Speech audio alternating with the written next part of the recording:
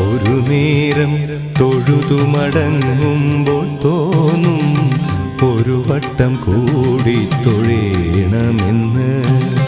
ഒരു വട്ടം കൂടി തൊഴുമ്പോഴും തോന്നും ഇതുവരെ തൊഴുതത് പോരെന്ന്. അകതാരിൽ നിറയുമീ അനുപമ നിർവൃതി ഗുരുവായൂരമ്പലത്തിങ്കൽ മാത്രം. ഒരു നേരം തൊഴുതു മടങ്ങുമ്പോൾ തോന്നും ഒരു വട്ടം കൂടി തൊഴേണമെന്ന്.